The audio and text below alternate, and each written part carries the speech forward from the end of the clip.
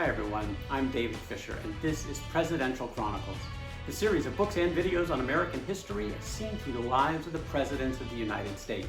This episode is from the life of William Henry Harrison, and the focus is Tecumseh and the Prophet. The year is 1806, and Harrison is serving in his second term as the governor of the Indiana Territory, and the primary issue at hand for the entire region was relationships with the Indian tribes. And for Harrison, this meant working with a couple of brothers from the Shawnee tribe by the names of Tecumseh and the Prophet.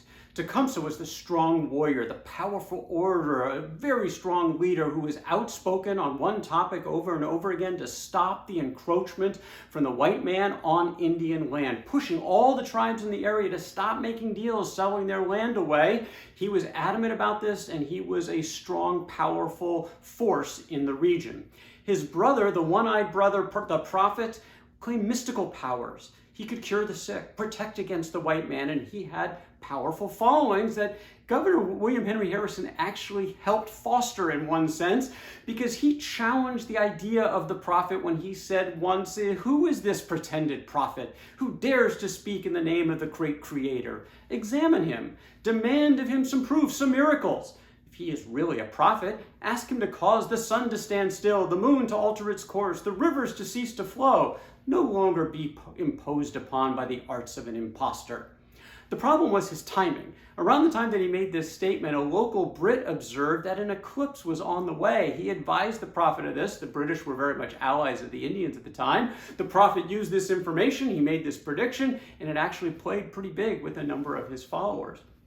Well, the tensions in the region were heightened when Tecumseh and the Prophet decided to move their village on the Wabash River, about 200 miles from Vincennes, the capital area for the Indiana Territory, where Governor Harrison and his family resided. 200 miles, very close by, a lot closer than they were before. They were going to call this community Prophetstown, and there was a lot of concern about it on behalf of the Americans. The Americans also wanted more land, always seemingly wanting more land. From Harrison's perspective, he wanted Indiana to move from being a territory to a state. He wanted more land to attract more settlers. So he got permission from President James Madison to call on the tribal chiefs in the area and see if he could make an acquisition. They met in September of 1809 in the town of Fort Wayne, and 1,000 chiefs and warriors showed up, but neither Tecumseh nor the prophet attended.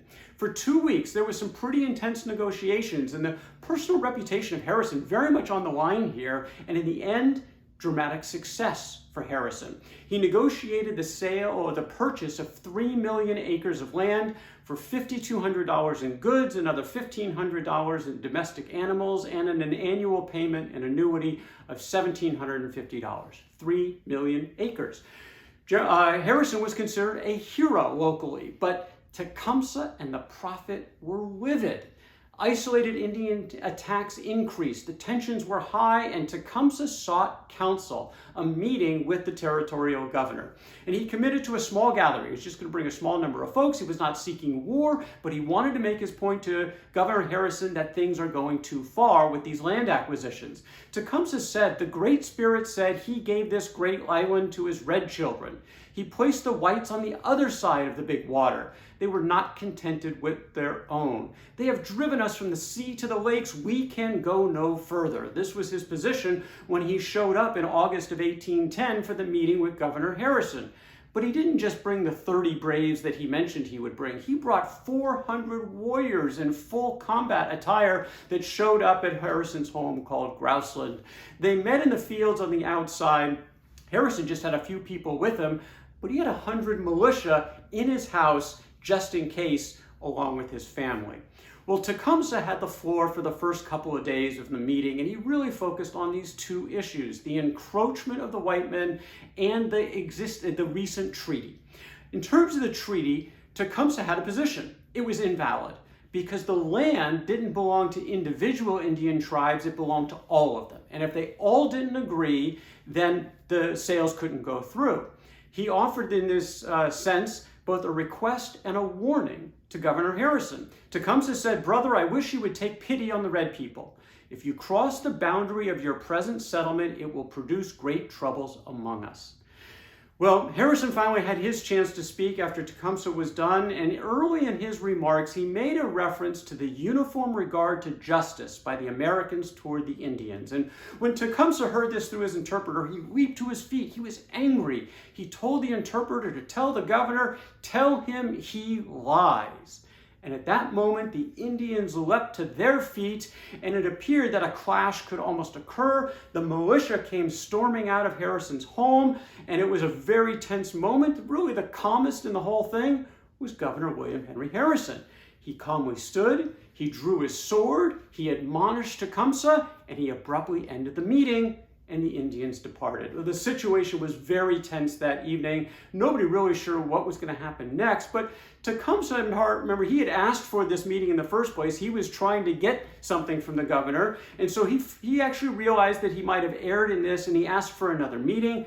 Harrison granted that, but neither side would give any ground. Harrison asked directly, would Americans be safe from the Indians in this new territory that they just acquired in this treaty? Tecumseh's response, "I want the present boundary line to continue. Should you cross it, bad consequences."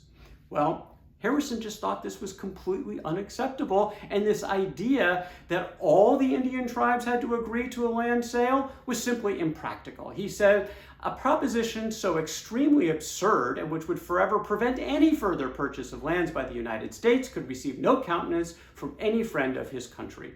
Well, those isolated attacks increased, tensions were high, and Governor Harrison reached out to some of the neighboring states and territories for more militia. A showdown with violence was definitely in the air, but that's the story for another day.